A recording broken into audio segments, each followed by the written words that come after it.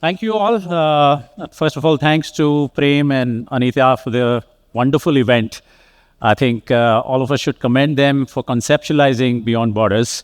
This is an idea whose time has come, and I reckon it's going to go miles because all of us need some sort of education about how do we take our clients global. Now, I'm going to sort of start with an invocation to the gurus of our world. One of them, Warren Buffett and Charlie Munger, specifically use Charlie Munger's principle here. Unfortunately, passed away about 18 months ago. But Charlie Munger's favorite principle was inversion, right? Invert, always invert. So applying this to this context, how can you guys help your clients go global? What can you tell them which will convince them to go global? Before I tell that, I'm going to start with what you should not tell them to make them go global, right? What you should not sell. I'll give you two data points. I'm going to use a little bit of academic research, but because this is a post-lunch session, that'll put you off to sleep. Before that, I will give you a little bit of shocking numbers, right? The first number is we just completed 15 years of the first global ETF in the country, right? This was the Motilal Oswal NASDAQ ETF. Can anybody guess what has been the returns in the last 15 years? Just to give you an anchor, Nifty is compounded at 11%. What do you think the 15-year return for Motilal Global NASDAQ ETF has been? No, compounded. 80% का अगर है तो हम सब कुछ बेच के ले लेते. Sorry? Close? 50%. $15? I'm asking rupee. At the end of the day, you're buying ETF, no? Rupee return. Somebody said 22. Yes. It's double that of Nifty, right?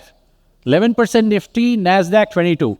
This is exactly not the reason why you should sell your clients global. This is selling greed, right? We're not going to do that. Another shocking, right? A lot of people we've been discussing, यार India अच्छा तो चला है but last 2 साल में नहीं चला है. But it's okay क्योंकि 20 से 24 तो चला. We're still all right in terms of 5-year returns, right? I was speaking to my brother-in-law in the US who's invested in India through an India ETF.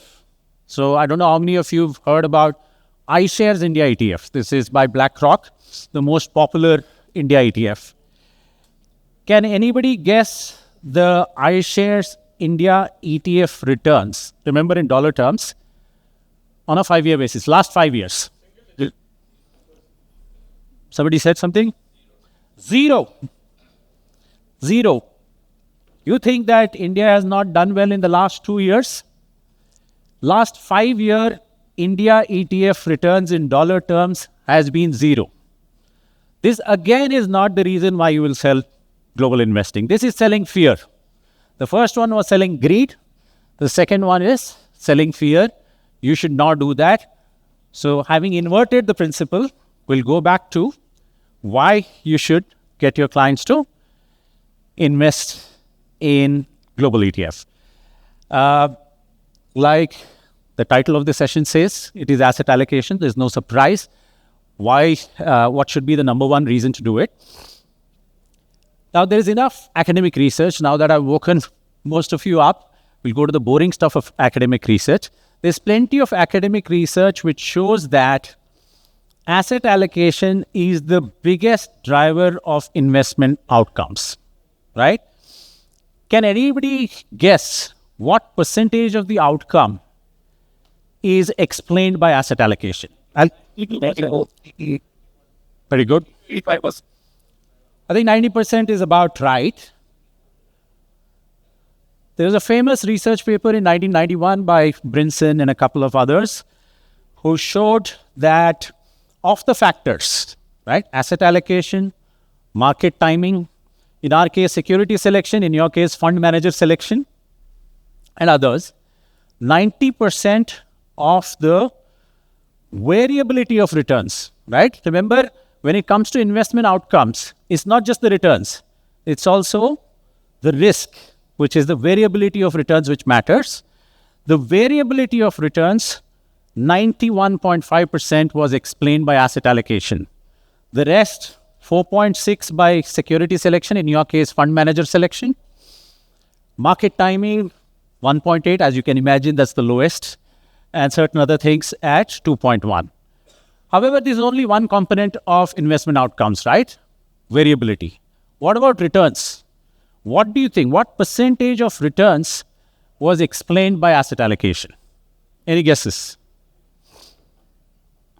So there were a couple of other researchers from Morningstar who built on Brinson's research and came up with a paper in the year 2000. They showed a startling fact. Any guesses what percentage of returns was explained by asset allocation compared to market timing, fund manager selection? Any guess? Close, sir. 96 to 98, which is close. Any other guesses? It's 104%. Now you might be asking, how can more than 100% exist? How is it possible to have more than 100% being explained by one factor? That's simply because the other factors have a negative effect.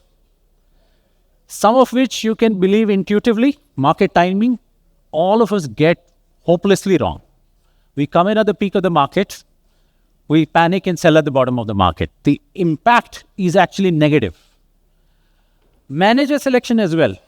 Hand on heart, how many of us have sold a fund which has gone through a really terrible period of performance? All of us like to sell funds which have had a great performance track record. And as we've seen ourselves within Marcellus, every fund manager goes through his or her own cycle. The right thing to do, provided you're convinced about the philosophy, is get into a fund which is actually underperformed. Good news for you guys, our domestic PMSs have underperformed. I'm not here to sell that. Underperformed. All the more reason, put 100% of your client's portfolio in that. Jokes apart, that is reality which all of us can relate to. Market timing, selecting fund managers, and on top of fees, right? All of this have a negative effect. The only thing that matters is asset allocation. Most of your value add to your clients is exactly that. This is a chart that Saurabh showed in the morning. Many of you might have noticed it. As you can see, different asset classes does differently over different periods of time. A mix of these assets, as Saurabh showed, an equal weighted, annually rebalanced has given something like 13.5% return, right? Pretty much the same as the Nifty over the last decade. However, what this does is lets your clients sleep peacefully at night because it's far less volatile when equities are down, gold is running up, fixed income is giving you stable, global is running up. Therefore, even though the eventual outcome is the same, the journey is far more smoother. And as all of you would have experienced, the toughest job for you guys is to stop your clients from doing the wrong thing at the wrong period of time, which is jump in headlong at the peak of an asset class performance or panic and get out at the bottom of the asset class performance.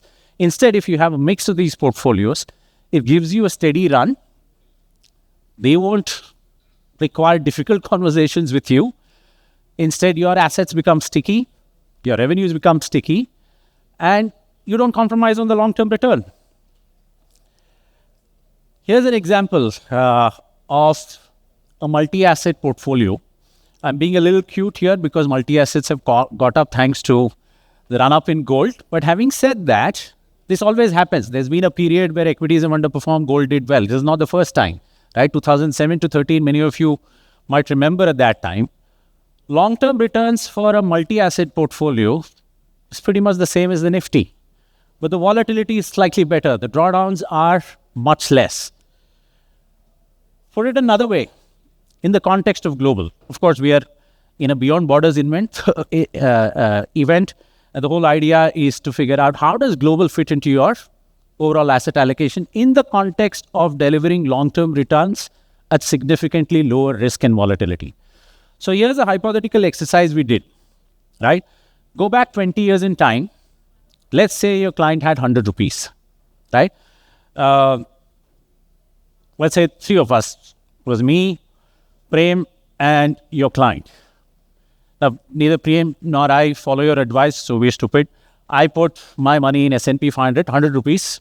I got 14.2% return over the last 20 years at a certain risk. Prem did slightly better than me. He put all his 100 rupees in Nifty. He got 14.4% return. But you guys are clever. You advised your client to put 50-50. 50 rupees in the Nifty 50, 50 rupees in S&P 500. And all you got your clients to do was annual rebalancing. On the 1st of January every year, you brought it back to 50-50. Now, Saurabh told you that India and US have very low correlation, right? The whole idea of diversification is not just buying more assets. You have to buy assets which have very low correlation. All of you guys have experienced the benefit of having equities in gold because they have low correlation. And it so happens that India and US, whilst being the best performing markets in the world, also have low correlation.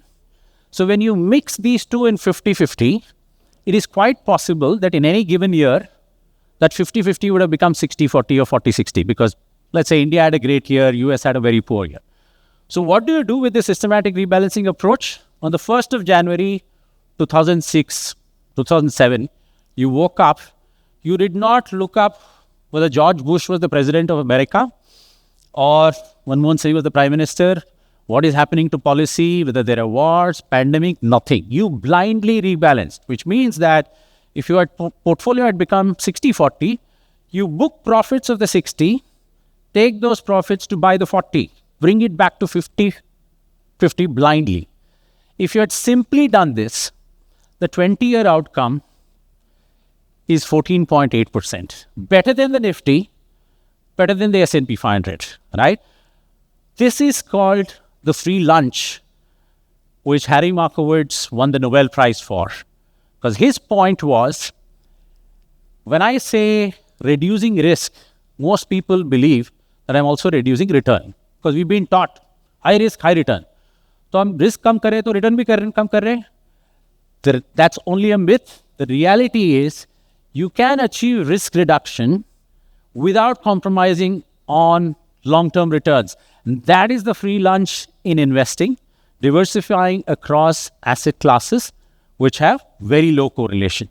So therefore, the only reason to sell international to your clients is because it lets them sleep peacefully at night without compromising on long-term returns. Not because NASDAQ has given double the return of Nifty, not because India in dollar terms has given zero returns in the last 5 years. Now, the second reason is about concentration. If I come and pitch you, I've got a PMS which has got only one stock in it. Will you buy? Nobody's going to buy. What is the term we use? We use concentration risk. When you are averse to buying a single stock PMS, why are you not averse to buying a single country portfolio? It's the same concentration risk which emerges at the country level as at the individual security level. Now, there are quarters which believe that putting your money globally is being unpatriotic. I don't think so. It is at the end of the day creating wealth for Indians. How can it be unpatriotic? We're all patriotic. There's no doubts about it. We will still diversify globally, particularly when India represents barely 3% of the world market cap. When I say world market cap, that's your opportunity set, right? Why should you restrict your clients to buying India's best companies when you can buy the world's best companies, right? It's a simple enough reason. Especially when a lot of mega themes that are happening globally are simply not available in India, right? Talk about, I know India launched a lot of defense ETFs and all, but let's face it, how much of cutting edge defense work gets done in India? I think Bharat Electronics is a fantastic company, but besides that, most of them are iffy. They're not playing to the cutting edge. You've seen the wars, right? We saw the Russia-Ukraine war. We saw the brief 4-day war with India-Pakistan, and we're seeing the war. How are these wars being fought? They're not fought on tanks or even jets these days. Everything is drones and missiles. Where is the opportunity for you to buy into the defense growth? Because let's face it, after 30 years of global peace between 1990 and 2020, we're going back to what humanity does best, which is fight with each other.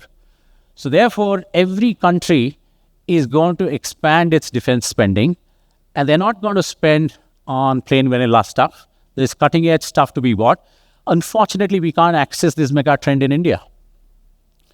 Similarly, AI, right? Less the said, the better.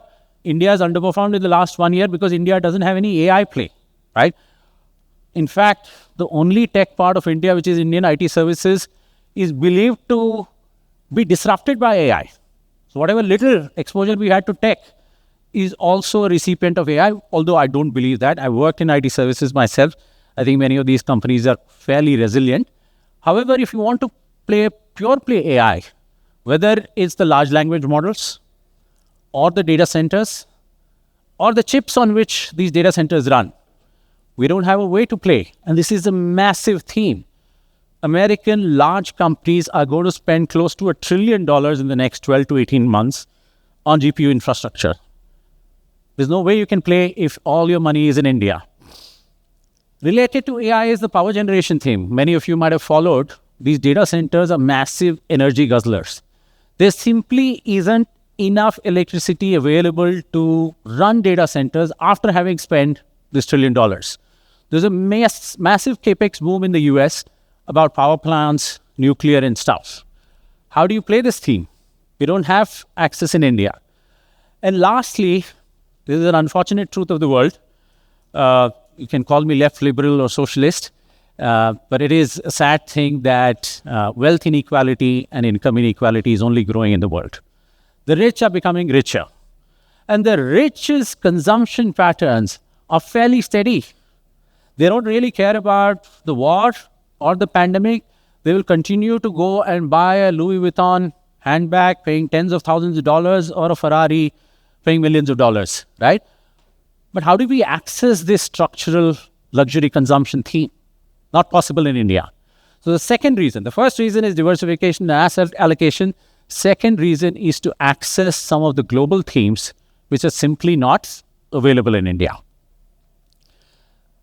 The third reason, sort of touched about it, as we discussed, most of us live a global lifestyle, right? We spend on, even the petrol and diesel. Most of us aspire to send our kids abroad for education. I'm in that bucket. My son's going off to the US, and every time I look at the fees, it pains me. But luckily, we launched the Global Compounders portfolio 4 years ago. So I'm a little hedged. So let's say roughly the fees is $100,000. 4 years ago, the rupee was at 70. It used to cost 70 lakhs. Today it is 93. So 93 lakhs, and every time I do that, I breathe a sigh of relief. Luckily, I invested in our Global Compounders portfolio. I'm hedged.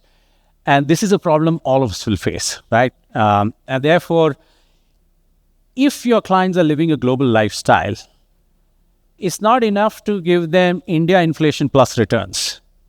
It's important to protect their global purchasing power because their consumption basket is very global in nature, right? This is already happening, right? This is proof of the pudding. Most Indians are sending money abroad for kids' education. Most of them are holidaying 3-4 times a year in international destinations. Some of them are buying property in Dubai. Hopefully that will stop after this war. But it is true. These are massive outflows that are happening. So somebody needs to cover them on this global spending, which is you guys. Now, I'll bust a couple of myths. Pushback you will likely find from your clients, right? हर जगह बता दिया है कि India is the 4th largest economy in the world. India is the fastest growing economy in the world, right? GDP growth, now we've crossed China as well. Fastest growing economy यहाँ है. Why do you have to invest overseas? Here's the reality. This is data between 1994 and 2024. US GDP growth, China GDP growth. US GDP growth of 4.7%, China GDP growth of 12.6%. Right? This is nominal, but still, India has never touched. I mean, we do 12 some days, but FY25, the year that passed, India's nominal GDP growth was 8.2%. Right? Yet, look at the stock market return. US with a GDP growth of 4.7% delivered 10.4% return. China, despite literally no other country in economic history which has grown as fast for as long, for 30 years at 12%, has given barely a 6.9% return. So the first myth is GDP growth and stock market returns have very little to do with each other. GDP growth helps lift an economy, lift people's livelihood, but you can't make money from the stock market. I mean, it's not a necessary condition. There are other reasons why there might be good outcomes. Neither is earnings growth driven. Because a lot of people will say, yeah, I understand GDP growth is not a driver of returns, but at the end of the day, stock price returns are a function of earnings growth. Here's India versus USA, right? Look at 10, 15, 20 year GDP growth CAGR. Clearly, India's GDP growth has beaten American GDP growth handsomely in every period, right? However, look at the right side, which is the earnings growth numbers for India and US. US earnings growth, this is the S&P 500 versus the Nifty, and dollar terms, has beaten India's earnings growth in every single period, right? I'm preempting this because we face these questions a lot. I'm sure your clients will also ask the same questions. And you might point to this fact. Therefore, in conclusion, you shouldn't sell based on greed nor on fear. The first and foremost reason is risk management through diversification and asset allocation. The second is to protect your client's global purchasing power because of the currency depreciation effects. And the third is give them access to the world's best companies, the world's mega themes. Now, what's in it for you? Same, you're a businessman. You need to diversify your risks as well, right? Much like I think we had a few conversations outside where you're saying, yeah, getting in assets has been difficult given the underperformance, mark to market down, so commission revenues will also be down. Simple thing, even in the worst of period, if you had diversification in your client's portfolio, your own incomes would have been fairly stable, right? And stability is important because the human mind through evolution has failed to deal with volatility. So at the end of the day, we all want to do well for our clients. If we do well for our clients, we will be looked after. But at the same time, we also don't want our incomes to fluctuate, right? So you diversify your income streams as well. So that's in conclusion. Compared to a conventional advisor, become a global wealth guardian for your clients. It is incumbent on us from a responsibility perspective as custodians of our clients' wealth to do the right thing, which is diversify across asset classes, diversify across geographies, even within Indian equities, diversify across factors, right? Somebody said we've underperformed massively. Yes, quality has underperformed massively in the last 5 years. After a long period of outperformance in the prior 10 years, where a lot of value fund managers, very highly respected value fund managers, underperform. So if you had combined value and quality over this period, which perform very differently in different environments. Now, the other question people were asking was, mutual fund mein to bahut easy ho gaya hai. All I can do is send a link to my clients with my distributor code embedded in the UTM. They can just, at the click of a button, subscribe to the schemes that I've recommended, and it's all done. Gift City mein itna paperwork hota hai and all that, which is not true, of course, which would have been true, say, a year ago. But there have been a lot of progress on technological development there.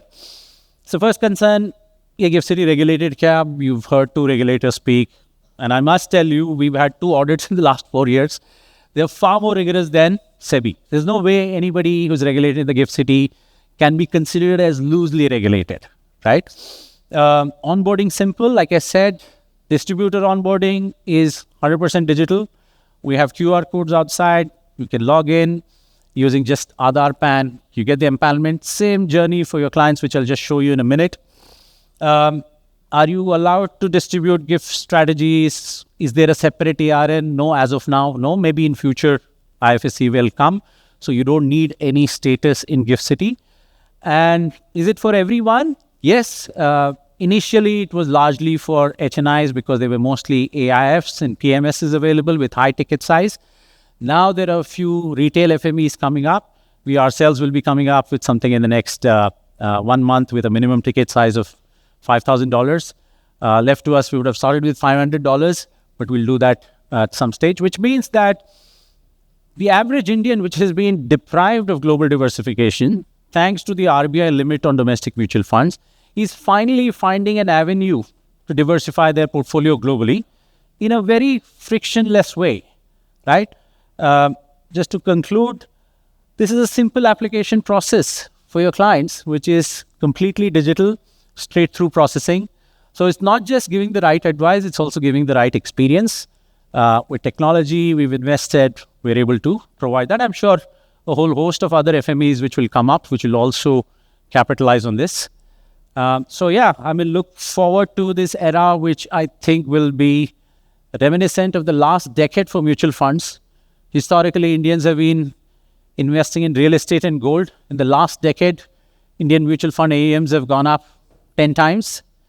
And I reckon the next decade, more and more Indians will start investing globally. AUMs can go up. Even the low base, it can go up significantly greater than 10 times. Thank you so much.